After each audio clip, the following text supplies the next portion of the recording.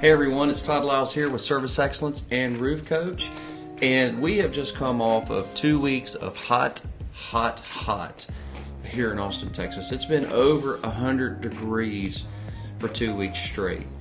And when you have this extreme heat in a very short period of time, you know what happens? Lots of systems break.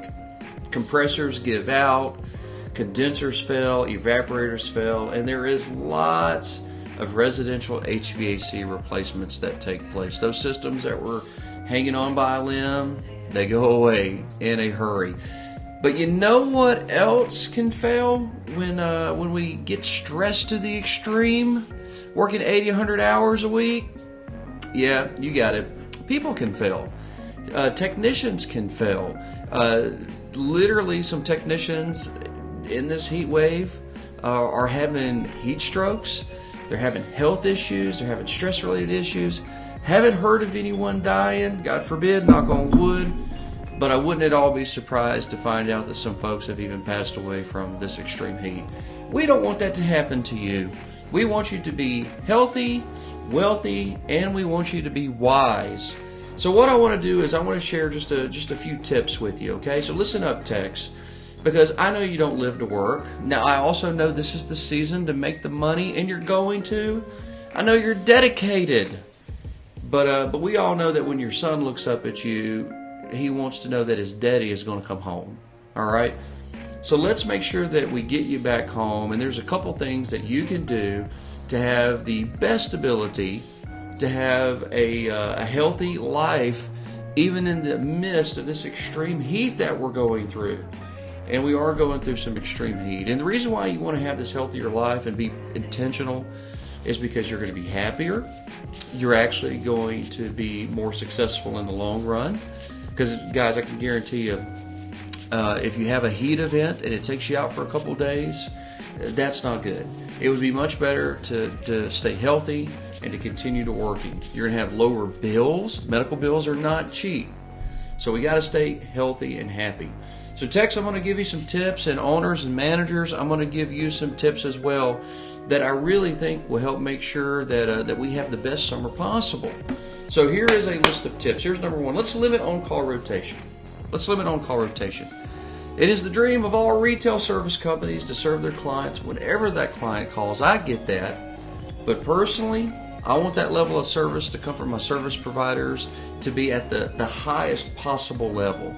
And in order to give that highest possible level of service, it's going to require that these technicians know that they're going to have a break. It's going to require that they know that they're going to get to take a chance to take a pause and to get a breather. And how are we going to do that when we're a small company? Well, we're going to have to sacrifice some calls for the health of those 2 or 3 service technicians that we have. As we get a little bit bigger, we're going to be able to put more people into the mix. We're going to be able to have more on call. But I'm going to tell you, small business owners, if you got 2 amazing technicians that are working really hard for you, that's fantastic.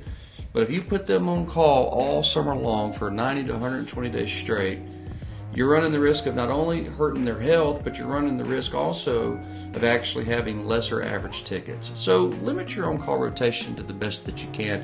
And one of the best ways that you can do that, one of the best solutions as a company, is just to grow your company to the point that you can handle this demand and that you can still have on-call rotation, but you have enough people on call that you can spread that around. That's tip number 1, is limit on-call rotation. Here's tip number 2, mandatory long weekends. Mandatory long weekends. This is going to sound like a wild concept for many of you, but creating a mandatory long weekend is actually a great idea. Some techs, though they love to work, and some love it too much, in fact, they'll work themselves to exhaustion. But schedule a mandatory long weekend for them from time to time where you can guarantee they will not get a call for any reason whatsoever, which moves me to point number 3. Let's remove the threat of the emergency call. Let's remove it. If you guys don't know what I mean by that, it's when we tell someone, hey, you're going to get a long weekend this weekend, and you're not on the on-call rotation, but just in case we have an emergency, I need you to keep your phone by your side. And guys, what I'm going to tell you is that fundamentally it doesn't really work that well. And the reason why it doesn't work that well is that what you're telling this person is that they cannot enjoy their weekend the way they want to enjoy their weekend. They can't have that uninterrupted barbecue with their friends. They can't go floating down the river with their family. They can't have a couple beers, because if they do, they might get called out. And so what you do when you give someone the emergency call and say, I'm going to call you just in case you're off, but you might not be off, you actually remove the ability for them to relax. And believe it or not, you build resentment for that time off that's not really time off. So remove the threat of an emergency call, especially during those mandatory long weekends. Here's the last tip that I have for you. This is tip number 4, and it's guaranteed sleep. Sleep is so vital. It is one of the things that we need right up there with air, food, water, micronutrients, macronutrients. It's sleep. And it's one of the things that we naturally don't get enough of. Oftentimes, it's self-induced with devices like our phones. But oftentimes during the summer for technicians, they work late calls. They work till 2 a.m. They work till 3 a.m. Here's the thing. If a technician works to 2 a.m., 3 a.m., 12 p.m., don't demand that they be in your 7 a.m. meeting. No. Give them a chance to have that time off. There are some very easy ways to know this, especially with ServiceTitan and GPSs. You know when they get to the house. You know when they've been on call. You know when they've been working. Make it automatic that from the last call, they have a minimum amount of time. Just my opinion, I think a minimum amount of time is 10 hours. You may think that seems extreme. I don't. You pull into the house, you probably need an hour minimally just to eat, get washed, get cleaned up, to lay in bed. If you could fall asleep exactly when you lay in bed. Now you got 8 hours of sleep. Now you got an hour to get up, have breakfast, and get ready. 10 hours is not too much to ask for, and in some cases it might not even be enough. But those are 4 tips that you can implement during the heat of the summer that will actually help your people be healthier and more productive.